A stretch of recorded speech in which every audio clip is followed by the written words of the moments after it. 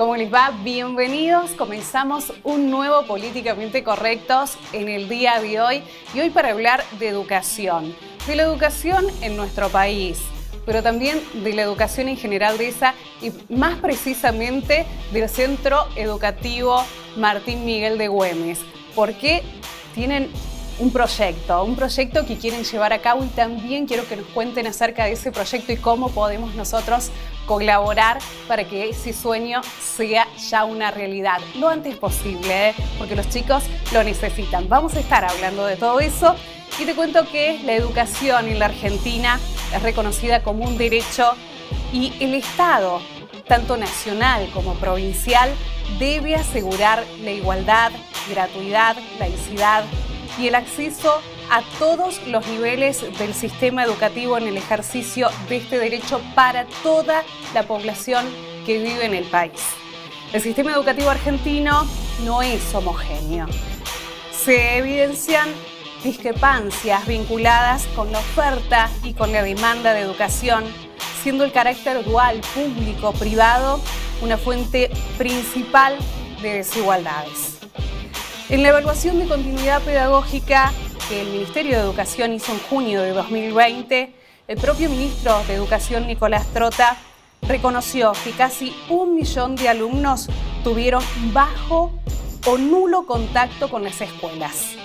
Hoy estamos entre los países con mayor deserción escolar del tercer mundo, aunque la educación argentina se encontraba en crisis antes de estallar la pandemia. De todo esto y mucho más vamos a hablar en este Políticamente Correctos. Bienvenidos. Y como lo anunciábamos al comienzo del programa, me acompañan en el día de hoy la directora del Centro Educativo Martín Miguel de Güemes, Mirta Calcabrini. Gracias por aceptar la invitación. Gracias a ustedes. Y también me acompaña Jorge Centeno, quien es miembro de la cooperadora del Centro Educativo. Muchas gracias. Sí. Gracias a usted. Bien, hablábamos un poco acerca de la educación. Vamos a hablar también de la educación no solo en nuestro país, sino también aquí, en General Dehesa, que no está lejos de la realidad nacional, también nos toca a nosotros. Y sobre todo en esta pandemia tuvieron que cambiar muchas cosas en la educación. Mirta, ¿estaban los sistemas educativos preparados para enfrentar todo lo que fue la pandemia? ¿Cómo lo vivieron ustedes? No estábamos preparados porque el año pasado suspendieron las clases por 2 semanas. Entonces, bueno, nos organizamos para trabajar esas 2 semanas. Y después, finalizado el mes de marzo, tuvimos que reorganizarnos porque veíamos que continuaban por la pandemia. Entonces empezamos a implementar, a trabajar de otra manera. Y bueno, fuimos sobre la marcha, organizándonos y aprendiendo.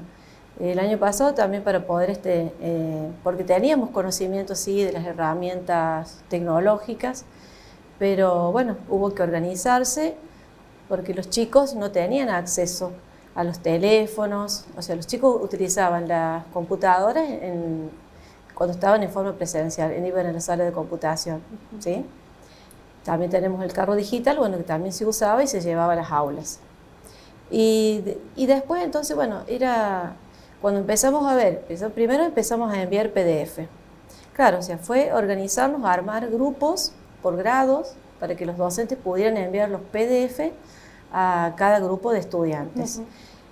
Bueno, primero había muchas dificultades porque primeramente enseñarles a los papás qué es lo que era un PDF.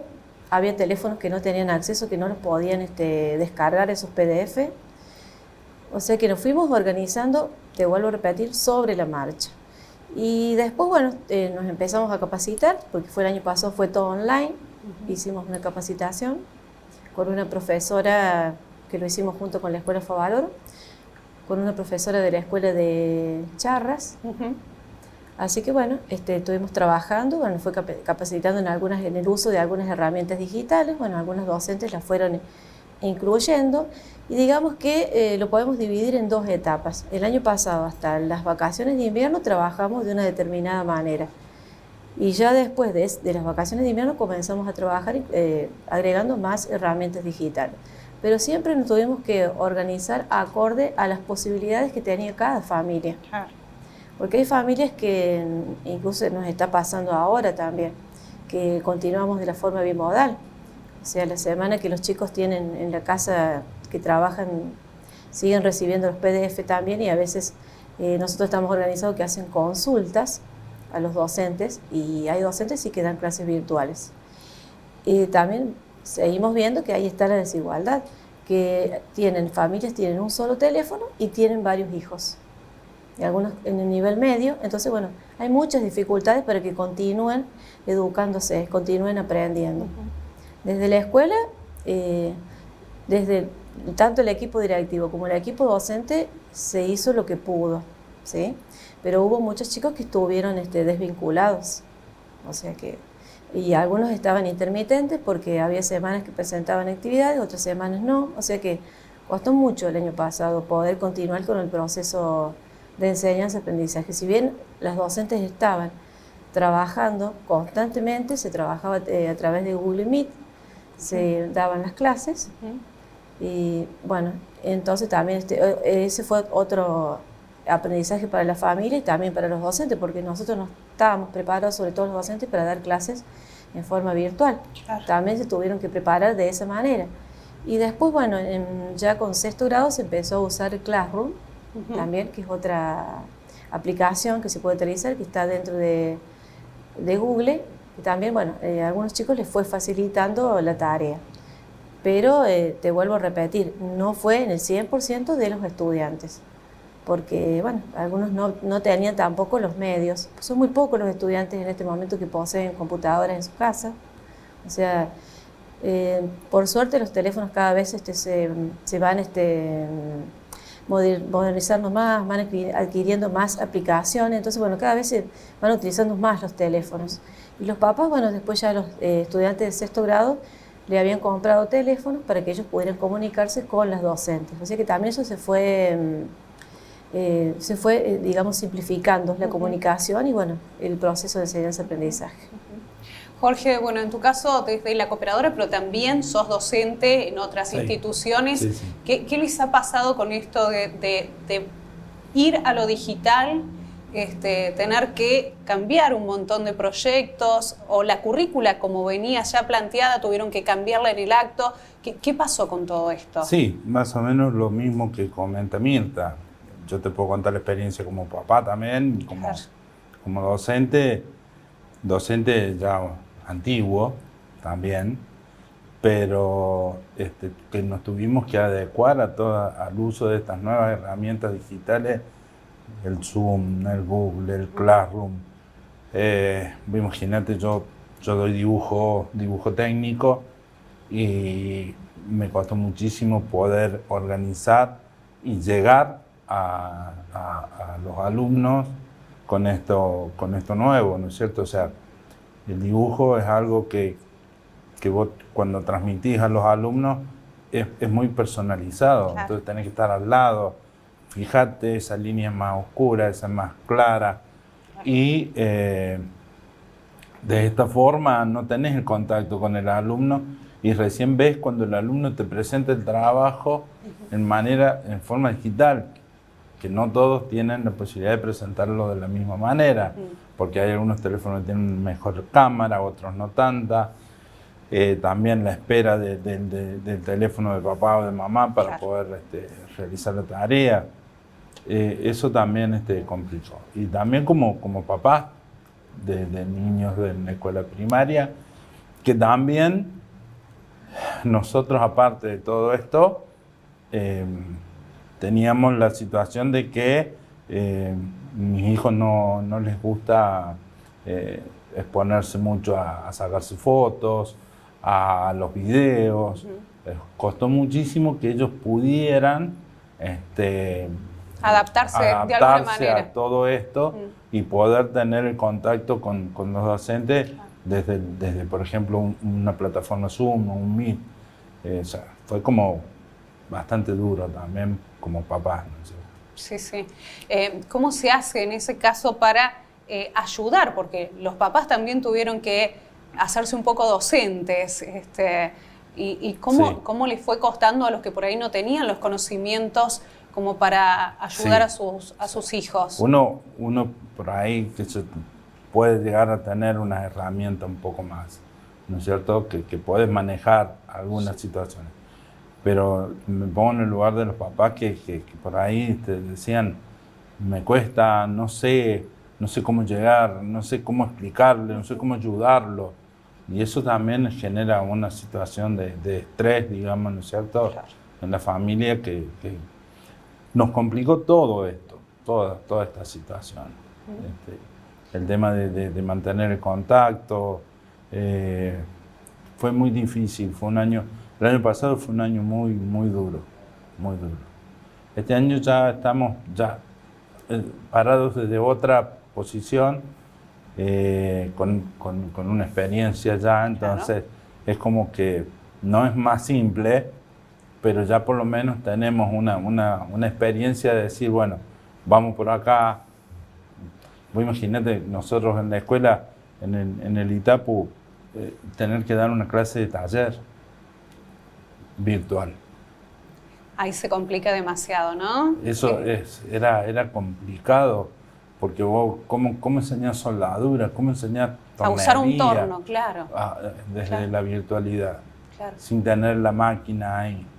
Y bueno, surgieron algunas experiencias bastante que por ahí muchas veces uno lo cuenta y son hasta simpáticas, ¿no es cierto? Porque, por ejemplo, en soldadura aparecieron unos, era casi manualidad, con el rollo de cocina, el Sí. rollo de servilleta de cocina, le hicieron un agujero en un extremo y por ahí ponían un lápiz. Entonces simulaban la pinza del electrodo y generaban el movimiento del electrodo y con el lápiz trazaban lo que sería el cordón de soldadura en un papel. Uy, ¿cómo hacemos para evaluar ese tipo de cosas? Para saber si lo están haciendo bien o no. Y era el hecho de hacer algo, de que desde la casa podamos hacer algo, de que los chicos pudieran hacer alguna cosa, y bueno, lo hacían, se filmaban, pasaban los videos, compartían los videos. O sea, ese tipo de experiencias que vos decís en una situación normal como veníamos trabajando antes, ni se nos hubiese ocurrido. Claro, era impensado. Era impensado. Mirta, en el caso de los chicos, los que están en los primeros grados, primer grado, segundo grado, que recién comienzan a leer, a escribir, ¿cómo fue este proceso de aprendizaje virtual para los niños más pequeños? Y fue un proceso complejo, o sea, las docentes, nosotros tenemos unidad pedagógica. Primer y segundo grado tienen la misma docente, así que la docente de primero pasa con segundo grado. El año pasado fue con primero, sobre todo fue mucho más complejo con los grados, las docentes que comenzaban con un grupo nuevo, ¿sí?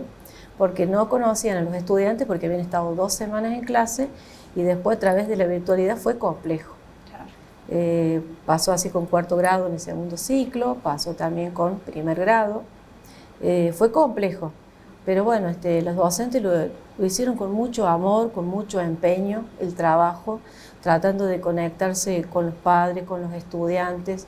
Y los chicos es como que ellos se adaptan. Por ahí somos nosotros los grandes, somos más reticentes. Y sobre todo los niñitos más pequeños necesitan sí o sí del adulto al lado. Claro. Y bueno, o sea, con la mayoría de los estudiantes se logró una buena comunicación, un buen seguimiento, un buen acompañamiento de los papás, y bueno, con aquellos que estaban un poco más reticentes, bueno, nosotros nos acercábamos a la casa, así si había que alcanzarle cuadernillos, se les alcanzaban. O sea, también en una etapa, en un momento, el año pasado también venían los cuadernos del Ministerio de Educación de la Nación también. Así que bueno, también en varias oportunidades se utilizaron esos cuadernillos. Y bueno, y después, ¿qué pasaba? Ellos resolvían, por ejemplo, las maestras de primer y segundo grado, lo positivo que era, por ejemplo, cuando tenían esos cuadernillos para trabajar, o a veces los papás también imprimían los PDF, lo bueno que estaban dando la clase y bueno, los chicos iban haciendo en forma conjunta la actividad. Claro. O sea que eso era muy positivo. Y después sí, lo que tenían que hacer, el momento era de sacar la fotito, y que eso costaba un poco más. porque tenía que enviarle las evidencias de aprendizaje que llamamos nosotros a los docentes para que pudieran hacer la evaluación formativa. Bien. O sea que eso fue bastante complejo, pero te digo, en general ha sido muy positivo, porque los papás, es como decía Jorge recién, se tuvieron que convertir en docentes de un día para el otro. Y bueno, y lo que nos planteaban los docentes, que los papás también decían, dice, yo no soy docente, entonces nos cuesta a nosotros trabajar, sentarme con mi hijo, hacer las tareas. Y bueno, nosotros también, es como que todos tuvimos que aprender de una situación en la cual no estábamos preparados también, preparados, porque las pandemias se van dando cada 100 años, nunca nos había tocado a nosotros vivir algo así. Así que, pero lo positivo es que de todo se aprende, porque vas utilizando distintas estrategias, tenés distintas formas de abordar, distintos conocimientos, o sea, que ha sido positivo. Ha sido positivo. Bien, hacemos una breve pausa, ya volvemos con mucho más y políticamente correctos. No se muevan bien.